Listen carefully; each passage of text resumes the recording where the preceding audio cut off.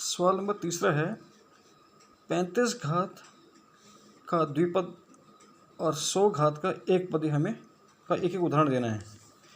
35 घात का द्विपद, द्विपद मतलब जिसके अंदर दो पद हों और घात चर की अधिकतम घात कितनी होनी चाहिए, वो 35 होनी चाहिए। तो हम कुछ भी लेके चल सकते हैं, x की घात 35 + 4 इसको भी लेके चल सकते हैं, या हम लिख सकते हैं 4y की घात 35 + 8। अपनी तरफ से हम कुछ भी बना के चल सकते हैं, या y की घात 35 + 8 या 4y की घात 35 + 8, अपनी मर्ज़ी से कुछ भी बना के चल सकते हैं। ये तो हो गया हमारे पास द्विपद का। अब 100 की घात जो है एक पदी होनी चाहिए, जिसके अधिकतम घात 100 हो तो वो बहुपद की घात कहलाती है, क्योंकि इसके अंदर एक ही पद होना चाहिए।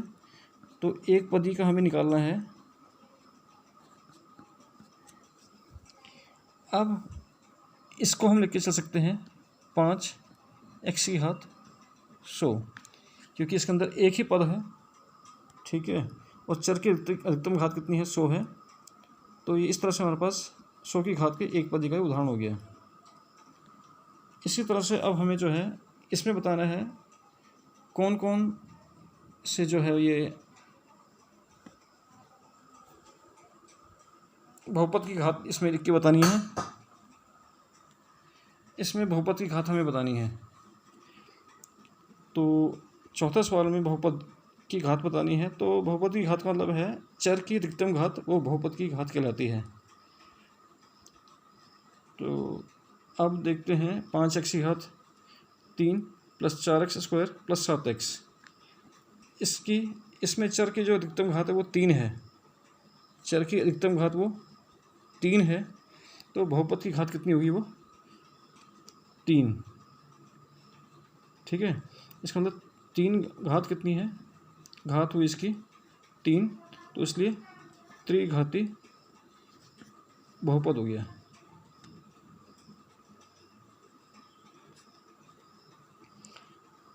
अगले भाग में 4 - y² में इसमें एक ही चर है y, इस चर की अधिकतम घात कितनी है, 2 है।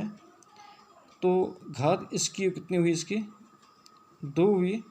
तो इसको बहुपद को हम क्या नाम देंगे, द्विघाती बहुपद।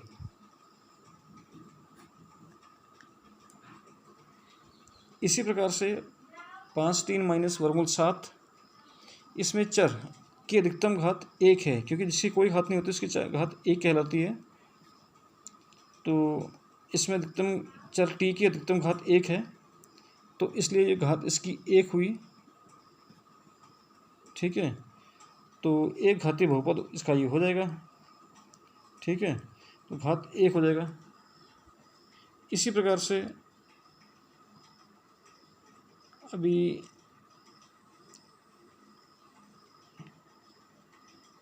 ये भी इसमें कह सकते हैं कि अगर ये सवाल इस तरह से पूछ लिया जाए कि इसके अंदर कितने पद हैं, तो त्रिपद हुए। इसके अंदर कितने पद हैं, 2 पद हैं, तो द्विपदी बहुपद हो गया। तो 5t - वर्गमूल 7 में इसके अंदर 2 पद हैं, तो इसमें कहते हैं द्विपदी, ठीक है। घात 1 द्विपदी बहुपद हो गया। द्विघाती, ठीक है, घात 2, और ये क्या हो गया, द्विपदी, द्विपदी बहुपद। इसमें 3 पद हैं, तो ये हमारे पास क्या हो गया, त्रिपद, ठीक है, त्रिपदी घात 3 त्रिघाती बहुपद। क्योंकि इसके अंदर एक ही घात है, तो इसके अंदर है कि एक पदी बहुपद, एक पदी बहुपद। और घात कितनी हो जाएगी इसकी, 0, क्योंकि चर है ही नहीं है, इसलिए जो है कि इसकी घात 0 हो जाएगी। तो अगला सवाल है इसमें, सवाल नंबर 5, कौन कौन सा रैखिक है, कौन सा द्विघाती और कौन सा त्रिघाती। आपको बताया गया है कि जिसके अंदर चर की अधिकतम घात 1 है तो वह रैखिक बहुपद हो जाएगा। जिस चर की अधिकतम घात 2 है वो द्विघाती बहुपद हो जाएगा। जिस चर की अधिकतम घात 3 है वो त्रिघाती बहुपद हो जाएगा। तो पहला भाग है x² + x, इसमें चर की अधिकतम घात जो है वो 2 है, तो ये क्या हो गया, द्विघाती बहुपद हो जाएगा। इसी तरह से x - x², चर x है दोनों में, अधिकतम घात 2 है, तो ये भी क्या हो जाएगा, द्विघाती बहुपद हो जाएगा। अब y + y² + 4, चर की अधिकतम घात 2 है। हमें पदों से मतलब नहीं है, हमें ये देखना है कि बहुपद की अधिकतम घात कितनी है। इसमें बहुपद की अधिकतम घात वो 2 है, तो इसलिए ये भी क्या हो जाएगा, ये द्विघाती बहुपद हो जाएगा। अगला है चौथा भाग 1 + x, इसमें चर की अधिकतम घात 1 है, क्योंकि जिसकी कोई घात नहीं होती उसकी घात 1 होती है।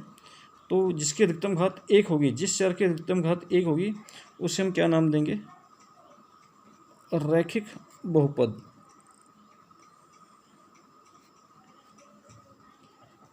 तीन टी में टी की कोई घात नहीं, मतलब एक घात है, तो इसमें भी क्या हो जाएगा, जिसकी घात 1 होगी उसमें क्या बोलेंगे, रैखिक बहुपद। छठा भाग है r², चर है इसके अंदर r, उसकी अधिकतम घात 2 है, तो उसे हम बोलेंगे द्विघाती बहुपद, क्योंकि हमें घातों से ही डिसाइड करना है। तो ये हो गया द्विघाती बहुपद। अगला है 7x3, एक ही पद है लेकिन चर की अधिकतम घात कितनी है, 3 है, इसलिए ये क्या हो जाएगा हमारे पास, त्रिघाती बहुपद ये हो जाएगा।